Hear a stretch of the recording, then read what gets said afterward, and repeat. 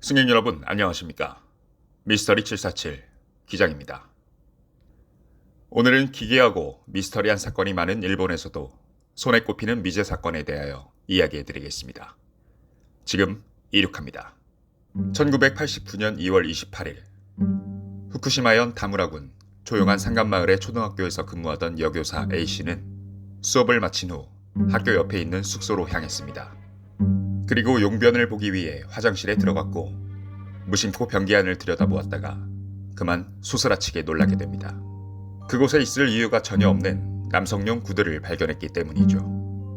놀란 A씨는 급히 반대편으로 가서 정화조를 들여다보았다고 합니다. 그런데 끔찍하게도 정화조 안쪽에는 사람의 다리가 들어있었습니다. 섬뜩함을 느낀 A씨는 즉시 학교로 달려가 동료 교사들에게 이를 알리고 신고했습니다.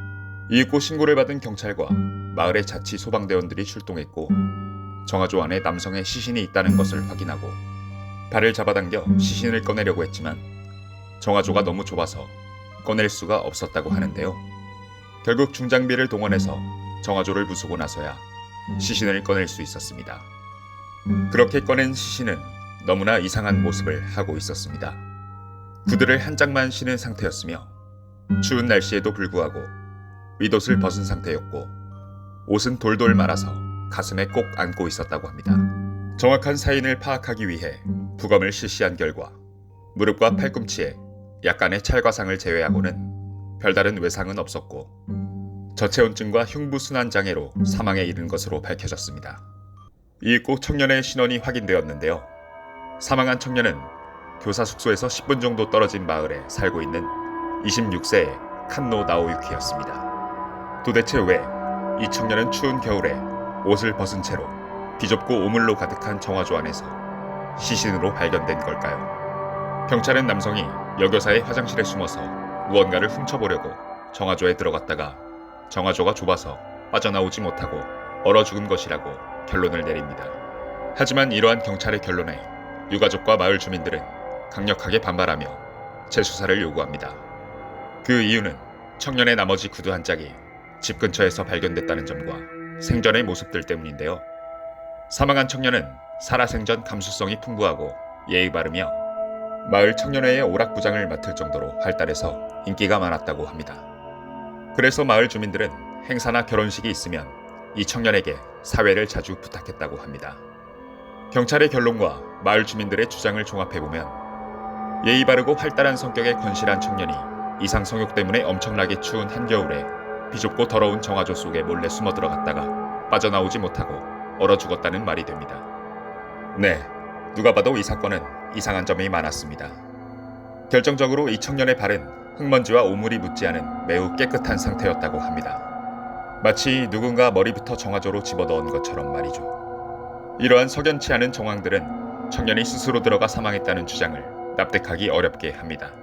마지막으로 청년이 사망하기 전 행적도 의문이었는데요.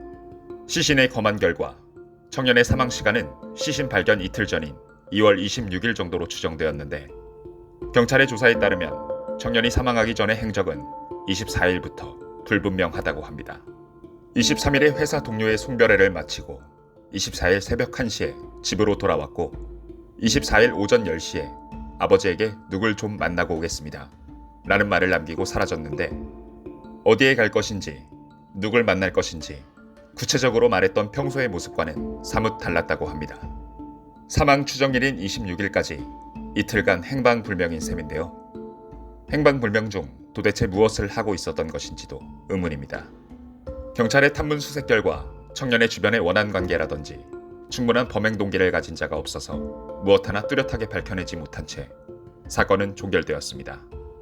하지만 이 청년의 죽음은 2011년에 후쿠시마 원전 사고가 터지면서 청년의 죽음이 이와 관련되어 있다는 의혹이 제기됩니다. 그 이유는 이 청년이 후쿠시마 원자력 발전소의 유지보수를 담당하는 직원이었기 때문입니다. 청년이 사망하기 한 달 전인 1989년 1월 당시 후쿠시마 원자력 발전소에는 치명적인 결함이 있었음에도 불구하고 무리한 가동을 계속하다가 사고가 터지고 마는데요. 하지만 책임자들은 이 사실을 은폐하기 위해 모든 문제를 한 직원에게 떠넘기려고 했다고 합니다. 결국 모든 책임을 뒤집어 쓴 직원은 도쿄전력 본사로 소환되어 책임을 추궁받았고 후쿠시마로 돌아오는 길에 압박감을 이기지 못하고 기차역에서 투신하여 스스로 생을 마감하고 맙니다. 그런데 알고 보니 이 직원이 정화조 안에서 사망한 청년의 친한 동료였던 것입니다. 의혹을 제기하는 사람들에 따르면 청년이 투신한 동료의 죽음의 진상을 파헤치다가 도쿄전력의 더 큰 비리를 알게 되었고 이를 언론에 폭로하려다 살해당한 것이라는 신빙성 있는 추측이 나오기도 했습니다. 하지만 안타깝게도 이 사건은 34년이 지난 현재까지 일본에서 일어난 많은 사건들 중에서도 가장 이상한 미제 사건 중 하나로 남아 있습니다. 그날 청년에겐 대체 무슨 일이 있었던 걸까요? 왜 이렇게 비참한 모습으로 생을 마감해야만 했을까요?